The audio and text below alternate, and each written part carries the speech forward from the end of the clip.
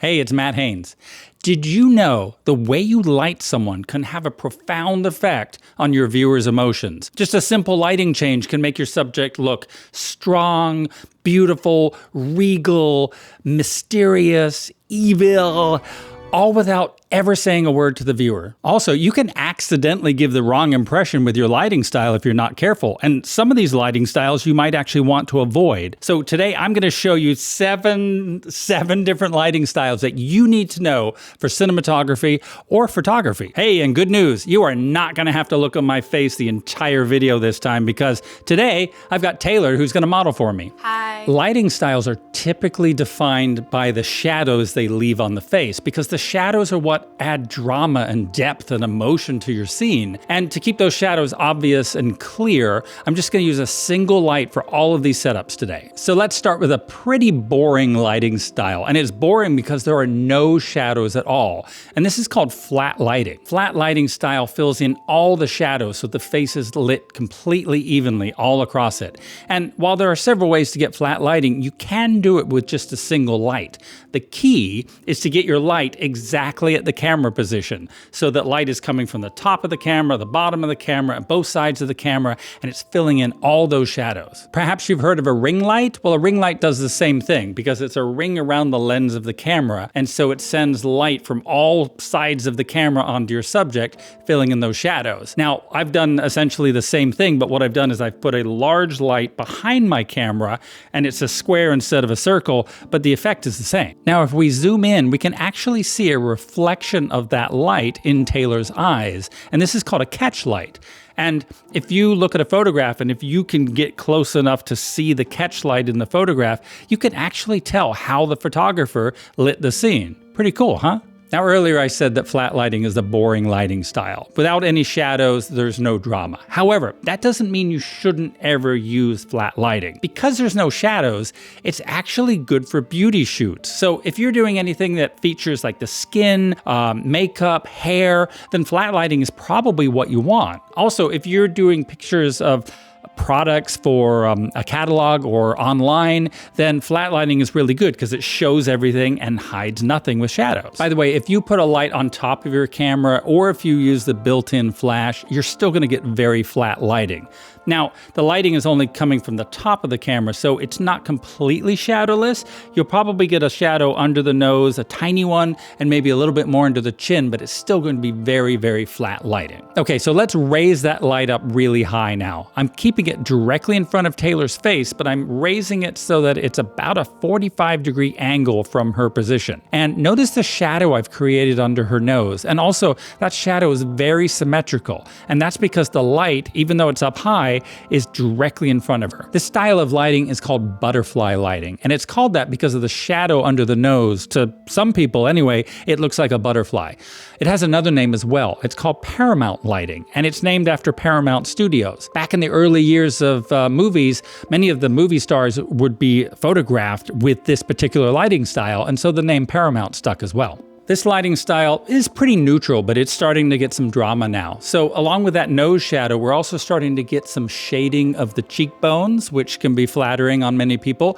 And we're also getting a shadow under the chin now, which isn't necessarily a problem, but it's just something you should be aware of. If you look at the catch light in her eyes, you can see the lighting setup as well. And the lighting is up high, but you can still see it. You can find examples of butterfly lighting everywhere. Here's an example.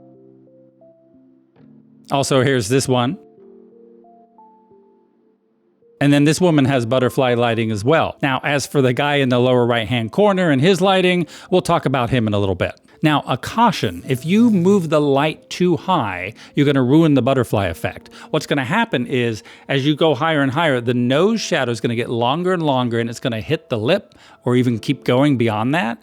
And as that happens, the eye sockets are going to go dark because the eyebrow is shading the eyes, and so you won't be able to see your subject's eyes anymore, and there also won't be any catch lights. And this is pretty unflattering for most photos or videos, so be aware of that. Now, if I keep moving that light higher and higher and I put it over the top of Taylor's head, we have what's called top lighting. And top lighting is Usually not very flattering. However, it can be used to convey mystery, suspicion, even evil.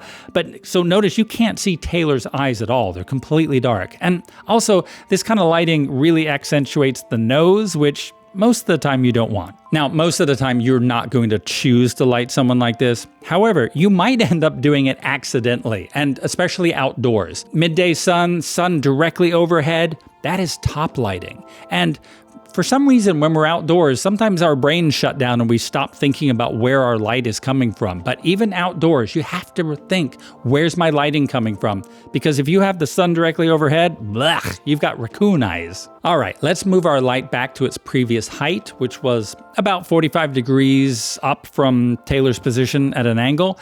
But what I'm gonna do now is I'm gonna move the light to the side a little bit. If you imagine a circle looking down on Taylor, and she's pointing directly at the camera, and that's 0 degrees. Well, I'm moving the light to the side, maybe 20, 30 degrees, something like that.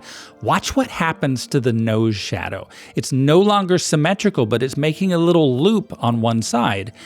That's called loop lighting. Notice also what's happening to the side of Taylor's face. On the side that's opposite to the light, we're getting a shadow going down her cheek. And this is adding kind of a three-dimensional aspect to the lighting. And it's still a very open style. We can still see her eyes, but it's adding just a little bit of depth. And as you would expect, the catch lights in Taylor's eyes have also moved off to the side as well. Now here's an example of loop lighting. And here are 2 more examples of loop lighting. And so even though these actors are not looking at the camera, you can still see the little loop shadow under their noses. If we continue to rotate our light around this imaginary circle and keeping our light up high, we're eventually going to get what's called Rembrandt lighting. And Rembrandt lighting is named after the Dutch painter Rembrandt. He used to use this lighting style in many of his paintings.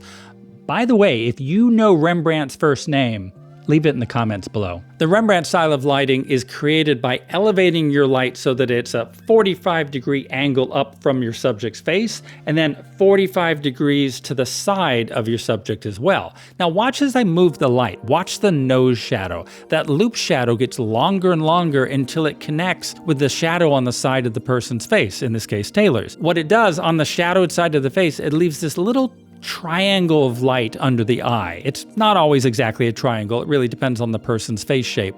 From Taylor's perspective, the light is almost at the edge of her peripheral vision. And if you look at the catch light as well, it's the same thing. It's just barely up there in the corner. Now here's a great example of Rembrandt lighting. And by the way, if you look at the woman in the back, she has loop lighting. Rembrandt lighting is really moody and dramatic, and we've got that one side of the face that's almost completely in shadow. Got a real sense of mystery going here. And for portrait photography, this is great. You see it a lot, and it really works well. However, if you happen to be filming someone who's making an informational video and talking to the camera, this may not be the best lighting style. And the reason is, because of all that moody mystery and drama, it's harder for the viewer to connect with your subject. If you are filming someone doing an informational video, I recommend using either butterfly or loop lighting. In fact, I'm kind of using loop lighting right now. You could use Rembrandt lighting, but if you did, I would suggest filling in those shadows with another light so the shadows weren't as dramatic. But that is a subject for an entirely different video. Okay, now I'm gonna move this light all the way to 90 degrees on our imaginary circle so that it's right next to Taylor. And I'm also gonna bring it down so that it's now level with her face. Notice how one side of her face is completely in shadow, and you've got this line of light and dark running right down her nose, splitting her face into 2 parts. This is called split lighting. Split lighting is really, really dramatic. It can convey power and strength, or it can convey evil. It really depends on the context. Now, here are some examples of split lighting, and some of these subjects look very strong, and some of them look rather menacing. I would not use split lighting for general video production simply because, just like Rembrandt lighting, all that dramatic shadow makes it really hard for the viewer to connect with your subject. Now, this next style of lighting has a few different names: up lighting, under lighting, even monster lighting. And it's not very useful most of the time because it's really not very flattering. And in the natural world, we're used to light coming from above, not from below. So when it comes from below, it doesn't look right. It looks evil or monstrous.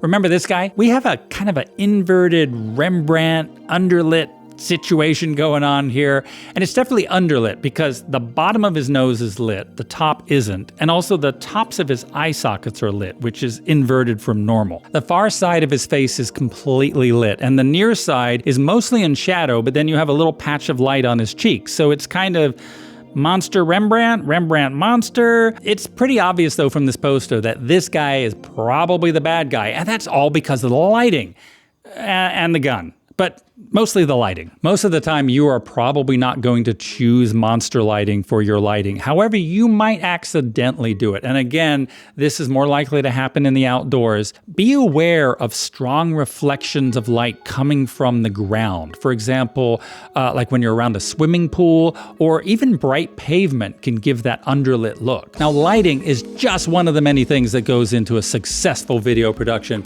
And if you've just started making videos, you might feel a little overwhelmed with all the things that are required. Well, if that sounds like you, you're in luck because I have made a video that will give you 11 tips that will immediately improve your video production skills. So click here and let's go check it out.